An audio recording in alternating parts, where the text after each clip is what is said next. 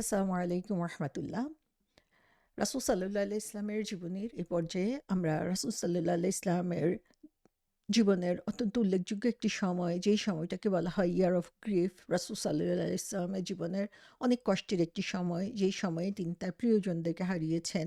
কোনো ধরনের support system না থাকায় তিনি তায়েফে গিয়েছেন সাপোর্ট খোঁজার জন্য। সেখান থেকে তিনি রক্তাক্ত হয়ে ফিরেছেন এবং যখন তিনি মক্কায় এসেছেন তখন তাকে সাপোর্ট দেওয়ার মতো কেউ সেখানে ছিল না এবং তার নিরাপত্তার জন্য একজন অমুসলিম এগিয়ে এসেছিলেন এবং সেই পর্যায়ে রাসূল সাল্লাল্লাহু আলাইহি ইসলামের জীবনে তার জীবনের অত্যন্ত উল্লেখযোগ্য একটি ঘটনা ঘটে, সেটা হচ্ছে ইসরা ও মিরাজ। এই পরিস্থিতিতে আমরা একটু সেই সময়ের যেই হিস্টোরিক ইভেন্টগুলো চলছিল এবং রাসূল সাল্লাল্লাহু আলাইহি ইসলামের জীবনের সাথে সেগুলোর যে সমন্বয় আমরা দেখতে পাই, সেটা সম্পর্কে একটু আলোকপাত করব, যাতে হচ্ছে এই ইভেন্টগুলা বহির্বিশ্বের সাথে আমরা মিলিয়ে রাসূল সাল্লাল্লাহু আলাইহি ইসলামের জীবনীটাকে সঠিকভাবে অনুধাবন করতে পারি। আমরা যদি একটু পিছনের দিকে যাই, ঈসা আলাহ ইসলামের সময়ের পরবর্তী সময়টাকে আমরা যদি চিন্তা করি, তাহলে দেখব যে সেই সময়ে আম ঈসা আলাহ ইসলামের জন্মেরও ৫৪ বছর আগে থেকে রোম এবং ইরান, রোমান এবং পার্সিয়ান সাম্রাজ্যের মধ্যে যুদ্ধ চলছিল এবং সেটা ইমরানের ফ্যামিলি জাকারিয়া আলাহ ইসলাম, ইয়াহিয়া আলাহ ইসলাম, ঈসা আলাহ ইসলামের সময়কে কাটিয়ে মোহাম্মদ সাল্লাল্লাহু আলাইহি ইসলামের সময় পর্যন্ত এসেছিল এবং ৭০০ বছর ধরে এই যুদ্ধ চলেছে এবং শেষ পর্যন্ত মুসলমানদের দ্বারা এই যুদ্ধের সমাপ্তি ঘটে। এবং ঈসা আলাহ ইসলামের মৃত্যুর বেশ কয়েক বছর পরেই দেখা যায় যে রোমান সাম্রাজ্য বাইতুল মাকদাস অথবা জেরুজালেমকে দখল করে নেয়। ৩২৫ খ্রিস্টাব্দের দিকে দেখা যায় যে রোমান সাম্রাজ্য, যাদের মধ্যে মূলত হচ্ছে খ্রিস্টিয়ান ধর্মাবলম্বী ছিল, তারা হচ্ছে জেরুজালেমে ইহুদিদেরকে ব্যান করে দেয় যে তারা সেখানে প্রবেশ করতে পারবে না। এবং এরপরে আমরা দেখি যে আহ, যখন যেই বছর রাসূল সাল্লাল্লাহু আলাইহি ইসলামের জন্ম হচ্ছে ৫৭০ খ্রিস্টাব্দে, সেই বছরই হচ্ছে খসরু পারভেজ যে তার জন্ম হয়। সো তারা দুজন একই সময়ে আসলে একই বছরে জন্মগ্রহণ করে থাকেন। তো আমরা দেখি যে বহির্বিশ্বের যে ঘটনাক্রম, সেগুলো রাসূল সাল্লাল্লাহু আলাইহি ইসলামের জীবনের সাথে আসলে কিভাবে কানেক্টেড হয়ে গিয়েছে। আমরা তার পরবর্তীতে দেখি যে ৬০২ খ্রিস্টাব্দের দিকে সেখানে একটা বিরাট ঘটনা ঘটে, সেটা হচ্ছে বাইজেন্টাইন সাম্রাজ্য অর্থাৎ রোম সাম্রাজ্যের যে সম্রাট ছিল মরিস, তাকে হচ্ছে পরাজিত করে ফোকাস নামক আরেকজন লিডার এবং তাদের নিজেদের মধ্যে এই যুদ্ধ সংঘটিত হয় এবং ফোকাস যখন ক্ষমতা দখল করে মরিসের কাছ থেকে, তখন সে নির্মম হত্যাযজ্ঞ ঘটায়, মরিসের সমস্ত ছেলে সন্তানদেরকে, মেয়েদেরকে হত্যা করে এবং তার মাধ্যমে সে হচ্ছে সে সাম্রাজ্যটাকে দখল করে নেয়। এবং এই পরিস্থিতিতে আমরা দেখি যে পার্সিয়ান যে রাজা ছিলেন খসরু পারভেজ, সে খসরু পারভেজ তখন একটা এক্সকিউজ পেয়ে যায় বাইজেন্টাইন অথবা রোমান অ্যাটাক করার জন্য। সো সেখানে ফুকাসের কাছ থেকে রোম সাম্রাজ্যকে রক্ষা করার জন্য তখন খসরু পারভেজ অর্থাৎ ইরানের যে সম্রাট, সে তখন তার সৈন্যবাহিনীকে এগিয়ে নিয়ে যায় তাকে ধ্বংস করার জন্য। এবং এর মধ্যে আমরা দেখি যে ফোকাস ছিল এত আম, উম, জঘন্য একজন শাসক যে তার সময়ে হচ্ছে সে বিরাট হত্যাযজ্ঞ ঘটায় এবং এই সময়ে দেখা যায় যে সে বাইজেন্টাইন অথবা রোমানদের সাথে ৬০৩ খ্রিস্টাব্দে যে একটা যুদ্ধ শুরু করে দেয়। সো এই সময় দেখা যাচ্ছে যে অন্য যারা ছিলেন রোমান সাম্রাজ্যের, তারা দেখতে পেল যে তাদের রোমান মিনিস্টার যারা ছিল, তারা দেখতে পেল যে ফোকাস আসলে তাদের সাম্রাজ্যকে বা তাদের দেশকে রক্ষা করতে পারবে না। তখন তারা সাহায্য প্রার্থী হলো আফ্রিকান গভর্নরের কাছে। আফ্রিকান গভর্নর তখন হেরাক্লিয়াস নামে তার সন্তানকে পাঠালো সেই ফোকাসকে কন্ট্রোল করার জন্য বা ফোকাসকে ক্ষমতাচ্যুত করার জন্য। এবং ফোকাস ক্ষমতাচ্যুত হওয়ার পরে হিরাক্লিয়াস হচ্ছে সেখানকার সম্রাটে পরিণত হন এবং সে যেভাবে সম্রাট মরিসের সাথে আচরণ করেছে, ঠিক সেরকম আচরণই ফোকাসের সাথে করা হয় এবং এটা সংঘটিত হচ্ছে ৬১০ খ্রিস্টাব্দে। তাহলে সেই সময়ে হিরাক্লিয়াস হচ্ছে রোমান সম্রাট হয় এবং এই ৬১০ খ্রিস্টাব্দে আমরা দেখি যে রাসূল সাল্লাল্লাহু আলাইহি ইসলামের কাছে নবুয়ত আসা শুরু হয়। তাহলে আমরা এই দুটা ঘটনাই পরপর এখানে দেখতে পাচ্ছি যে একই বছরে আবার হিরাক্লিয়াস হচ্ছে রোম সাম্রাজ্য দখল করে নেয় এবং তখন হিরাক্লিয়াস রোম সাম্রাজ্য দখল করার পরপরই খসরু পারভেজের কাছে হচ্ছে চিঠি পাঠায় এবং সেখানে খসরু পারভেজকে হচ্ছে তার নেতৃত্ব মেনে নেওয়ার জন্য আহ্বান করা হয়। কিন্তু খসরু পারভেজ সেটা মেনে নেয় নাই এবং সে হচ্ছে যদিও ফোকাস সেখানে ছিল না, খসরু পারভেজের যুদ্ধ করার একটা এক্সকিউজ এটাই ছিল যে ফোকাসের মৃত্যু অথবা ফোকাসকে ক্ষমতাচ্যুত করা, যেটা হেরাক্লিয়াস নিজে সেটা করে দিয়েছেন। কিন্তু তারপরও দেখা গেল যে খসরু পারভেজ হচ্ছে যুদ্ধটা কন্টিনিউ করে গেল। সো এই যুদ্ধটা আলটিমেটলি যেটা হলো সেটা হচ্ছে যে অগ্নি পূজারী এবং খ্রিস্টানদের মধ্যে যুদ্ধে পরিণত হয়ে গেল এবং ইরানের যারা ছিল তারা ছিল হচ্ছে অগ্নি পূজারী এবং রোমান যারা ছিল তারা হচ্ছে খ্রিস্টান ধর্মের অবলম্বী। তো এই পরিস্থিতিতে আমরা দেখি যে রোমান সেই সময়ে যারা ইহুদি ছিল সেই ইহুদিরাও হচ্ছে খসরুর আর্মিতে প্রবেশ করলো, খসরুর সাথে তারা একাত্মতা বোধ করলো এবং সেই সময় দেখা গেল যে জুজ যারা ইহুদি ছিল, ইহুদিদের সংখ্যা প্রায় 26,000-এর মতো ছিল এবং তারা হচ্ছে ইরানি অথবা খসরু পারভেজের সাথে অ্যালাই তৈরি করলো বা তাদের সাথে মিত্রতা স্থাপন করলো। জেরুজালেমে যেসব ইহুদি ছিল তারাও হচ্ছে তখন খসরু পারভেজের সাথে তারা আম, উম, মিত্রতা স্থাপন করলো সেখানে। সো এরপরে আমরা দেখি যে 613 খ্রিস্টাব্দে রাসূল সাল্লাল্লাহু আলাইহি ইসলামের জীবনের ঘটনা কি ছিল। সেই সময় 3 বছর পরে রাসূল সাল্লাল্লাহু আলাইহি ইসলাম তার যে নীরব দাওয়াত সেখান থেকে বের হয়ে তিনি পাবলিক দাওয়াত শুরু করেছিলেন। আর অন্যদিকে আমরা যদি রোমান এবং পার্সিয়ান সাম্রাজ্যের দিকে তাকাই তাহলে দেখব যে হিরাক্লিয়াসের কাছে ফার্স্ট নিউজ আসলো যে পার্সিয়ান বা ইরান সাম্রাজ্য তখন হচ্ছে অ্যান্টিওক দখল করে নিয়েছে এবং অ্যান্টিওক দখল করার পরই হচ্ছে ড্যামাস্কাসের পতন ঘটে সেখানে এবং সেখানে হচ্ছে ইরানিরা তখন জেরুজালেম দখল করে নেয় এবং যখন তারা জেরুজালেমকে দখল করে নেয় তখন হচ্ছে সেখানে প্রায় 90,000 খ্রিস্টানকে তারা হত্যা করে এবং তখনকার সময়ের জন্য যদি আমরা চিন্তা করি তাহলে 90,000 খ্রিস্টানকে তলোয়ারের মাধ্যমে হত্যা করা সেই সময়টা আসলে কত জঘন্য ছিল এবং কি পরিমাণ রক্তপাত সেখানে ঘটেছিল সেটা আমরা দেখতে পাই। এবং তারা যে কাজটা করে যে সেখানে তখন জেরুজালেম থেকে অরিজিনাল যে ক্রস ছিল যেটা বলা হয় যে ঈসা আলাইহিসসালামকে যেই ক্রসে রেখে তারা হত্যা করার চেষ্টা করেছিল সেই ক্রসটা তারা হচ্ছে চুরি করে নিয়ে যায়। সো ওইখানে যারা হচ্ছে যেই প্রিস্ট ছিল, চিফ প্রিস্ট জাকারিয়া, তাকে প্রিজনার হিসাবে নিয়ে যায়, পুরো সিটিটাকে তারা একটা ধ্বংসস্তূপে পরিণত করে দেয় এবং এই সময় খসরু পারভেজ তার বিজয়ে এত বেশি গর্বিত হয়ে পড়েছিল যে সে তখন হিরাক্লিয়াসকে একটা চিঠি পাঠায় জেরুজালেম দখল করার পরে, যে সে লিখে যে ফ্রম খসরুর কাছ থেকে the greatest of all gods, যে সব গডের মধ্যে যে সবচেয়ে বড় god, master of the whole world, রাব্বুল আলামিন, সে নিজেকে রাব্বুল আলামিন হিসেবে ঘোষণা করছে যে হিরাক্লিয়াস যে হচ্ছে তার most wretched and most stupid servant, যে হিরাক্লিয়াসকে সে এভাবে পরিচিত করছে যে হচ্ছে সবচেয়ে নিকৃষ্ট এবং সবচেয়ে বোকা দাস। তুমি যদি বলো যে তুমি আল্লাহতে বিশ্বাস করো তাহলে হচ্ছে তোমাকে হচ্ছে পরিত্রাণ দেওয়া হবে। সরি, তাকে বলা হলো যে তুমি যদি এটাই বলে থাকো যে তোমার লর্ডের উপরে বা তোমার রবের উপরে তুমি বিশ্বাস করো তাহলে তোমার রব কেন জেরুজালেমকে রক্ষা করে নাই তোমার জন্য। তো এখানে আমরা দেখি যে তার যে অধ্যত্ব এখানে প্রকাশ পেয়েছে সেই জিনিসটা সুস্পষ্ট হয়ে ওঠে এবং সে নিজেকেই হচ্ছে গড বা নিজেকেই হচ্ছে সমস্ত কিছুর মালিক বলে ঘোষণা করতে থাকে।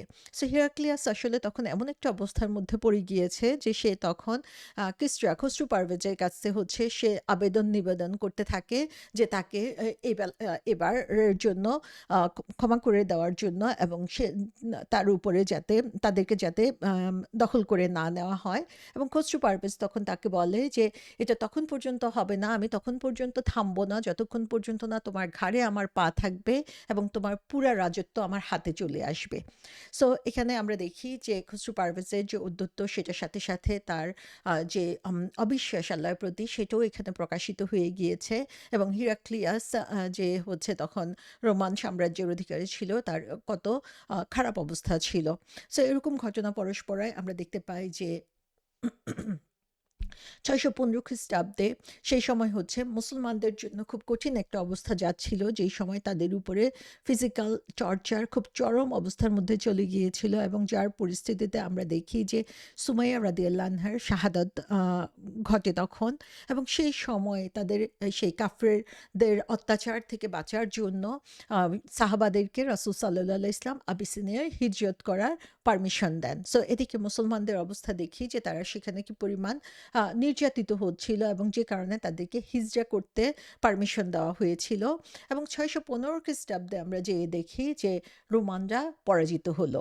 সো এই সময়ে কুরাইশরা হচ্ছে ইরানিয়ানদের সাথে পার্সিয়ানদের সাথে তাদের মিত্রতা ছিল। দুইটা গ্রুপই হচ্ছে শিরকের বিশ্বাসী ছিল এবং কুরাইশরা তখন ইরানিয়ানদের বিজয়ে তারা উল্লাস প্রকাশ করছিল। আর অন্যদিকে আমরা দেখি যে আবু জাহেল সে হচ্ছে মুসলমানদেরকে তখন মক করছিল, মুসলমানদেরকে ধিক্কার দিচ্ছিল যে তোমরা যে এক আল্লাহতে বিশ্বাস করো, দেখো পৃথিবীর অবস্থা দেখো যে সেইখানে তারা কিভাবে, যারা এক আল্লাহে বিশ্বাস করে তারা কিভাবে আজকে হেনস্থা হচ্ছে, কিভাবে পরাজিত হচ্ছে।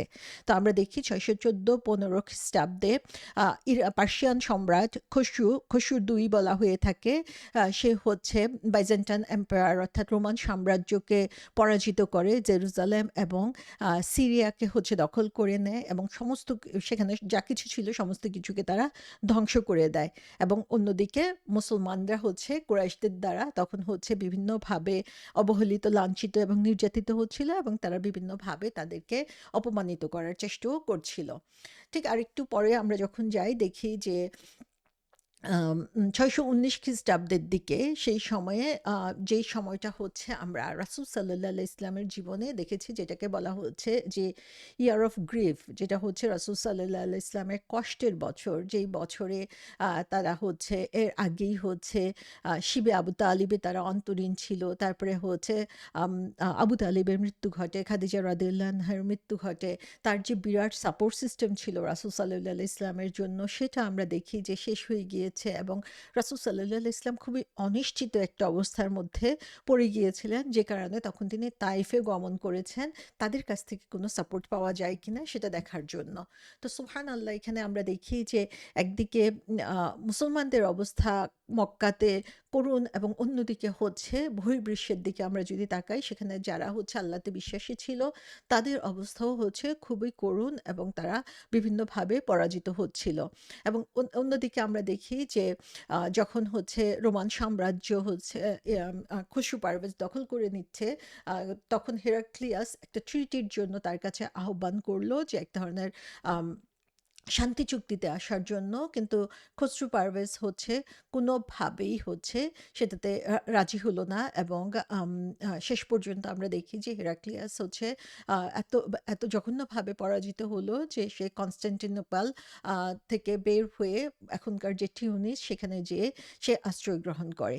সো এখানে আমরা দেখতে পাচ্ছি যে এমন একটা অবস্থা যেই সময়ে আম, আহ, কোনোভাবেই এটা চিন্তা করার সুযোগ নাই যে রোমানরা কখনো ইরানকে পরাজিত করবে, পার্সিয়ান সাম্রাজ্যের উপরে তারা ডমিনেটিং হবে, সেটা চিন্তা করার কোনো সুযোগই নাই। এত খারাপ একটা অবস্থার মধ্যে রোমান সাম্রাজ্য চলে গিয়েছিল যে আগামী ৭-৮ বছরেও হচ্ছে এটা কোনো পরিবর্তন হবে সেটা চিন্তা করাই যাচ্ছিল না। তাই এই সময়ে আমরা দেখি যে রাসূল সাল্লাল্লাহু আলাইহি ইসলাম ৬২২ খ্রিস্টাব্দে মক্কা থেকে মদিনাতে মাইগ্রেশন করার যে সেই চেষ্টা শুরু করেন এবং সাহাবারা অলরেডি হচ্ছে সেই হিজরত করা শুরু করে দিয়েছে। সেই সময়ে আমরা দেখি হিরাক্লিয়াস কি করলো যে সে হচ্ছে আম, আম, রোমানদেরকে আক্রমণ করার জন্য আবার প্রস্তুত হলো এবং ৬২৩ খ্রিস্টাব্দে আমরা দেখি যে রোমানদেরকে হিরাক্লিয়াস আক্রমণ করলো এবং ৬২৪ খ্রিস্টাব্দে যে আমরা দেখি রাসূল সাল্লাল্লাহু আলাইহি ইসলামের সমসাময়িক সময়ে হচ্ছে বদরের যুদ্ধ সংঘটিত হয় এবং মুসলিম কয়েকজন মুসলমান তখন হচ্ছে বিরাট সংখ্যক যেই সৈন্যবাহিনী ছিল মক্কার কাফিরদের তাদেরকে পরাজিত করে। সো সেখানে হচ্ছে আমরা দেখি 624 খ্রিস্টাব্দে হচ্ছে বদরের বিজয় সংঘটিত হয়। সো এখানে আমরা দেখি যে খসরু পারভেজ হেরাক্লিয়াসকে যেখানে সে ধিক্কার দিয়েছিল এবং সেখানে বলেছিল যে তুমি আমাদের কাছে আসো, চেইন শৃঙ্খলাবদ্ধ হয়ে, যে তোমাকে চেইনে বেঁধে নিয়ে আসা হবে এবং তুমি যতক্ষণ পর্যন্ত না অগ্নি পূজারী হও ততক্ষণ পর্যন্ত তোমাদেরকে রক্ষা করা হবে না, এবং রোমানদের জন্য সেটা ছিল হচ্ছে সবচেয়ে কঠিন একটা বছর। ঠিক এই সময়ে আমরা দেখি যে সূরা রুম নাজিল হয়ে থাকে, যখন হচ্ছে মুসলমানরা হচ্ছে সবচেয়ে লোয়েস্ট পয়েন্টে রয়েছে, রোমানরা হচ্ছে সবচেয়ে লোয়েস্ট পয়েন্টে রয়েছে। এবং সেই সময় আল্লাহ সুবহানাহু ওয়া তাআলা নাজিল করেন, তিনি বলেন যে আলিফ লাম মিম গুলিবাতি রোম, যে আলিফ লাম মিম রোমকরা পরাজিত হয়েছে। তারপরে বলছেন যে নিকটবর্তী এলাকায় এবং তারা তাদের পরাজয়ের পর অতি সত্বর বিজয়ী হবে কয়েক বছরের মধ্যে। সো এখানে ফি বেদিয়ার সিনিন এই শব্দটা হচ্ছে খুবই গুরুত্বপূর্ণ, যে বলা হচ্ছে যে রোমানরা পরাজিত হয়েছে এবং তাদের পরাজয়ের পর অতি সত্বর তারা বিজয়ী হবে কয়েক বছরের মধ্যে। অগ্রপশ্চাতের কাজ আল্লাহর হাতে। সো আল্লাহর হচ্ছে সমস্ত কিছু জানেন এবং সেদিন মুমিনগণ আনন্দিত হবে। সো আমরা একবার চিন্তা করি যে এই অবস্থাটা সেখানে চলছিল, যে রোমানরা এত আম আ নিচের অবস্থানে তখন চলে গিয়েছিল এবং এই সময় আল্লাহ সুবহানাহু ওয়া তাআলা বলছেন যে না, রোমানরা কয়েক বছরের মধ্যেই আবার বিজয়ী হবে। তো সেই সময়ে এটা ছিল একটা স্বপ্নের মতো, যে স্বপ্নেও যেটা অনেক সময় অসম্ভব মনে হয় সেরকম একটা ঘটনার মতো মনে হয়েছিল। কিন্তু আল্লাহ সুবহানাহু ওয়া তাআলা এখানে ২ টা প্রেডিকশন করেছেন। একটা হচ্ছে যে রোমানরা অবশ্যই বিজয়ী হবে কয়েক বছরের মধ্যে, এবং তার সাথে, সাথে তিনি বলেছেন মুমিনরাও হচ্ছে আনন্দিত হবে, অর্থাৎ মুমিনদেরও বিজয় সংঘটিত হবে। কিন্তু আমরা যদি তখনকার ঘটনা পরস্পরা দেখি তাহলে সেখানে হচ্ছে কোন দূরবর্তী কোনো সম্ভাবনাও দেখার সুযোগ ছিল না যে নেক্সট ফিউ ইয়ার্স এর মধ্যে এ ধরনের ঘটনা সংঘটিত হবে পার্সিয়ান এবং রোমান সাম্রাজ্যের ক্ষেত্রে। আর মুসলমানদের কথা যদি আমরা চিন্তা করি তাহলে দেখব যে তারা হচ্ছে চরমভাবে নির্যাতিত হচ্ছিল। তাদেরকে তখন এমন অবস্থার মধ্যে চলে যেতে হয়েছে যে তাদেরকে নিজের ঘর বাড়ি ছেড়ে তাদের প্রাণ এবং ধর্মকে টিকিয়ে রাখার জন্য তাদেরকে মদিনাতে হিজরত করতে হয়েছে। ইভেন আমরা যদি ৭-৮ বছরের কথাও চিন্তা করি সেই সময়ের থেকে, সেই সময়ে কোনোভাবেই এটা কারো মাথায় আসবে না যে রোমানরা পরে বিজয়ী হতে পারে আবার, অথবা মুসলমানরা হচ্ছে কোনোভাবে বিজয়ী হতে পারে।